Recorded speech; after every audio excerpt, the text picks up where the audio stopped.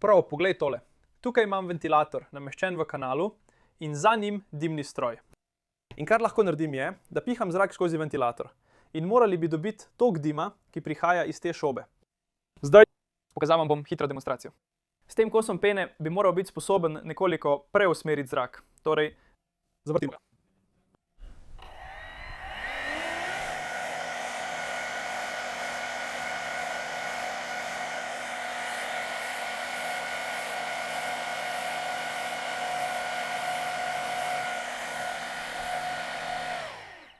V redu, upam, da ste lahko videli, kako je dim preusmerila ta pena. Zdaj pa poglejte, kaj se zgodi, ko uporabim ukrivljeno površino in jo približam toku zraka.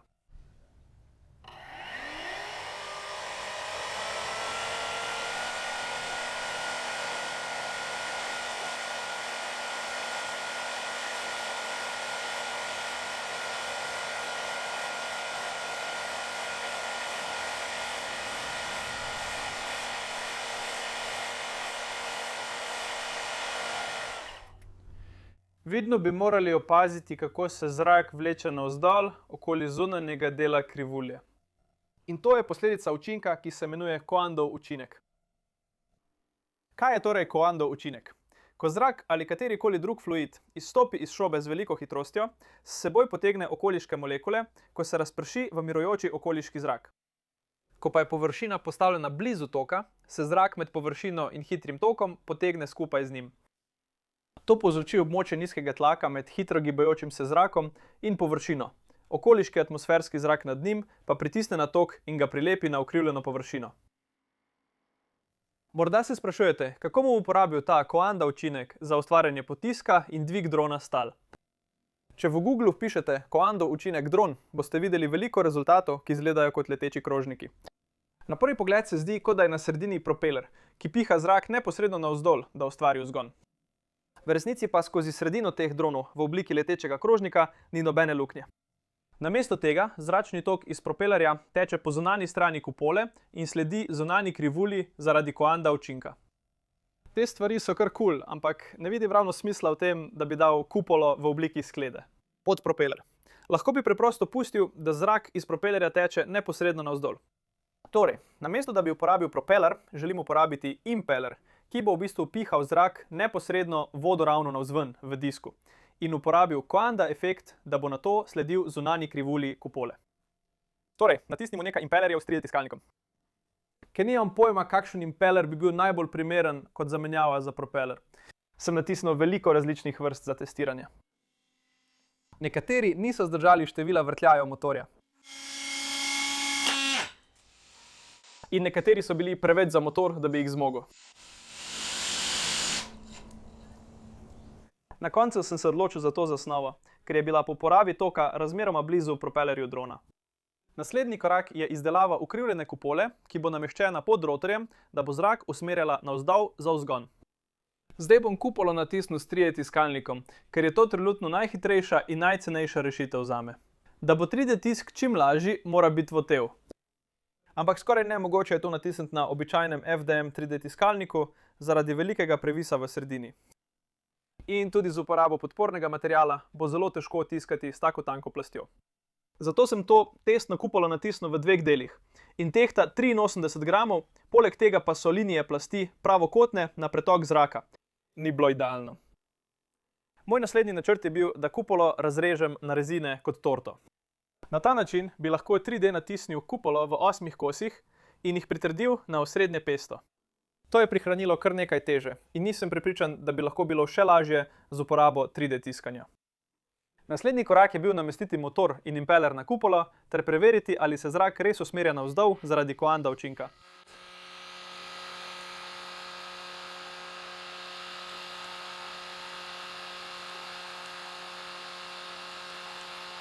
In videti je presenetljivo obetavno.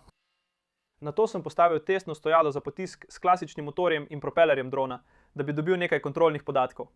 Ta postavitev je proizvedla 10,28 Newtonov potiska, pri čemer je porabila 346 W. Nato sem propeler zamenjal z impelerjem in ga pritrdil na kupolo. To je ustvarilo 1,84 Newtona potiska, pri čemer je porabilo 324 W. kar je izjemno razočarajoče. Ampak vsaj v počasnem posnetku izgleda odlično.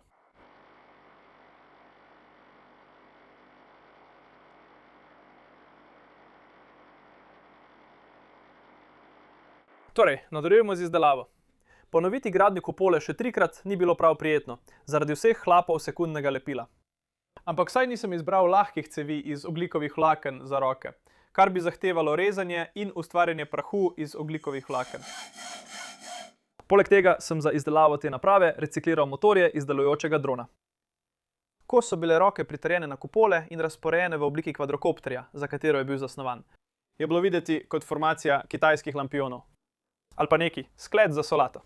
Ko je bila elektronika nameščena in motorji prispajkani, je bil čas, da namestim impelerje in preverim, ali bo ta stvar letela. V redu, gremo prvi test drona s Coanda efektom.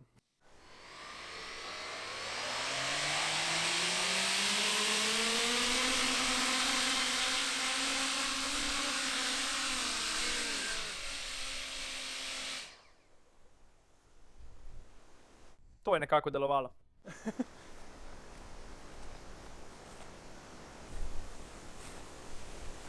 Potrebuje polno moč, da se dvigne stal, zato me malo skrbi, da bi se motorji pregreli.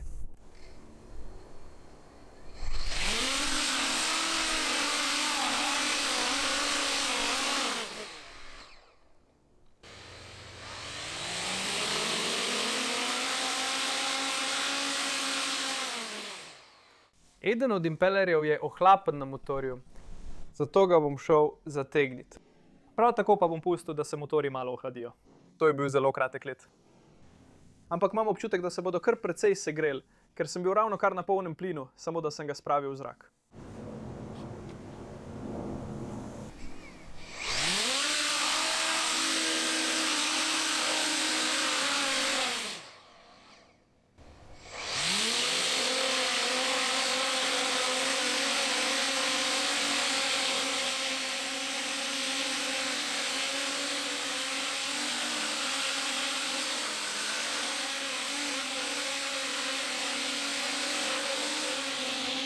Torej, dron sicer leti, ampak ni najboljši.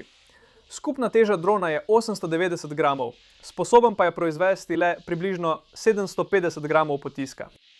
Tako lahko lebdi le v talnem učinku pri polnem plinu, kar zelo hitro segreje motorje. Nato sem se odločil preizkusiti različne zasnove impelerjev, vendar brez uspeha. Vključno s to nenavadno zasnovo, ki je ohranjala motorje hladnejše, vendar sploh ni povečala potiska.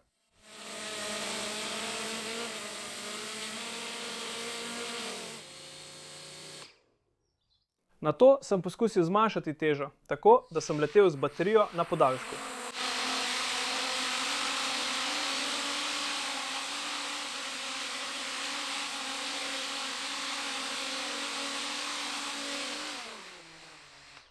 Ampak spet je imel težave, da bi se dvignil iz stalnega učinka.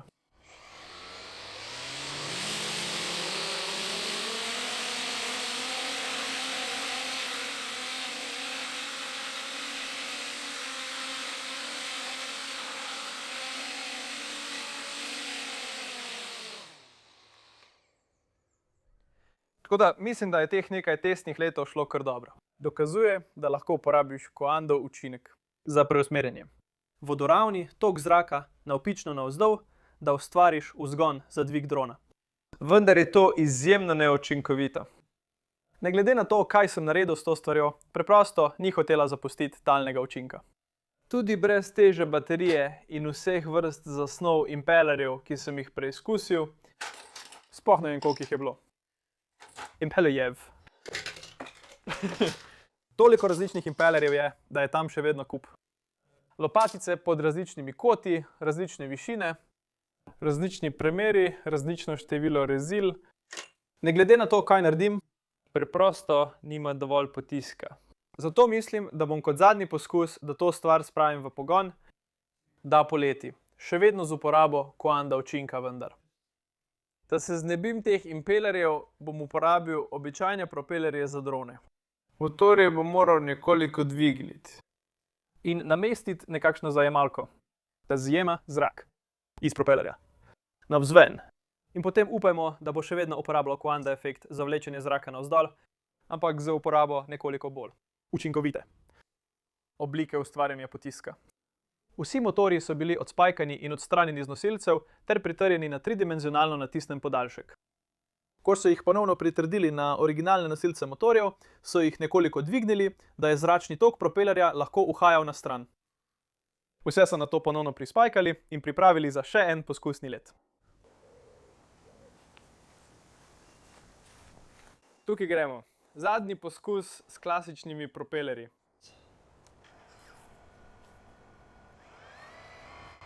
Sliši se tako gladko.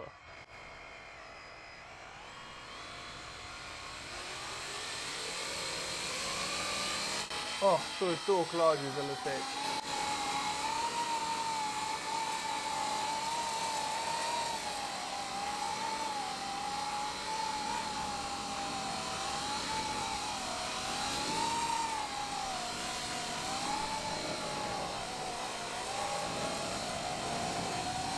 Rekel bi, da je to slab talni učinek. Sem le na približno pol plina, zato leti veliko bolje.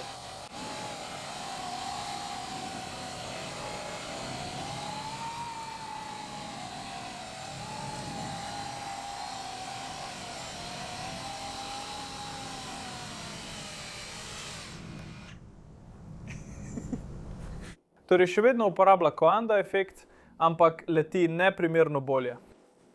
Vzleti pri približno pol plina. Tako sem zadovoljen. Zadovoljen sem, ampak tudi razdražen, ker moji impelerji niso delovali najbolje.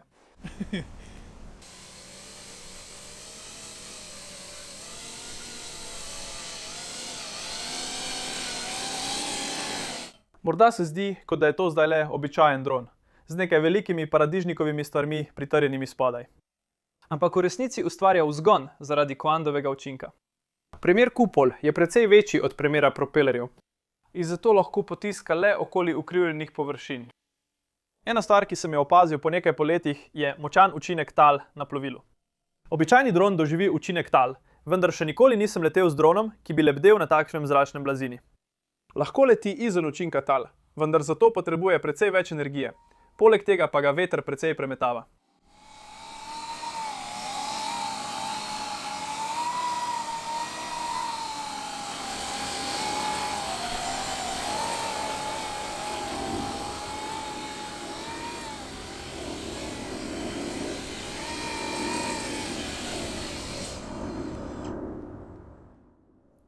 Medtem ko sem raziskoval za ta projekt, sem nekje prebral, da naj bi uporaba Coanda učinka za usmerjanje zračnega toka drona navzdol za ustvarjanje vzgona dejansko povečala učinkovitost drona.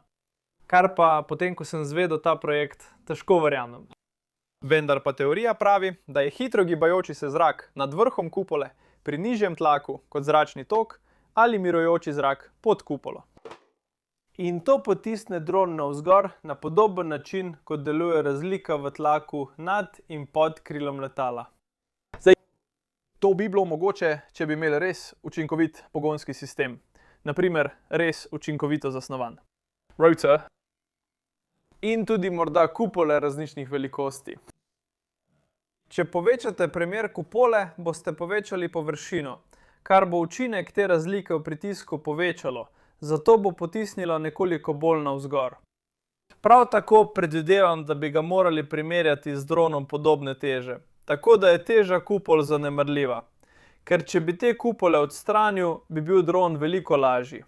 Tudi če bi jih izdelal s tehniko vakuumskega oblikovanja ali iz oblikovih vlaken ali česa podobnega, bi dodatna masa še vedno zmanjšala učinkovitost, predvidevam, drona.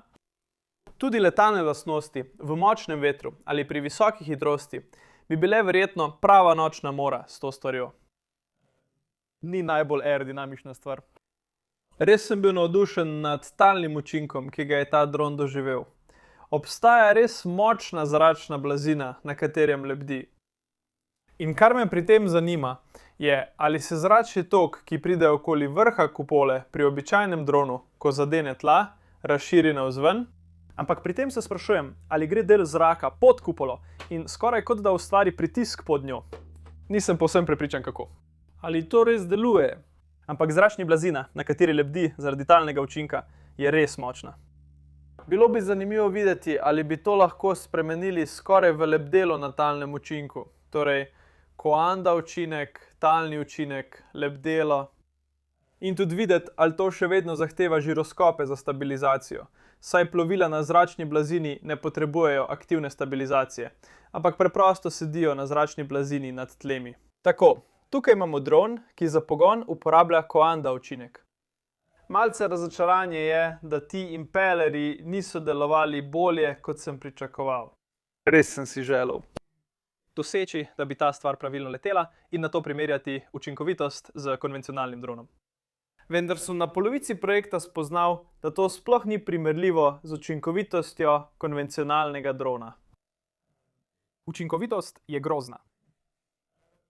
Ampak sem se veliko naučil in definitivno želim še malo bolj raziskati ta pojav talnega učinka. Če vam je bil ta video všeč, bi bilo super, če bi spodaj pustili všeček. Če ste novi na mojem kanalu in želite videti druge nore projekte z droni, potem kliknite na Naroči se spodaj. Rad bi se zahvalil svojim podpornikom na Patreonu za podporo, na patreon.com. Vi omogočate, da so ti projekti mogoči. Zato se vam zelo zahvaljujem za vašo podporo in se vidimo pri naslednjem projektu. Nasvidenje.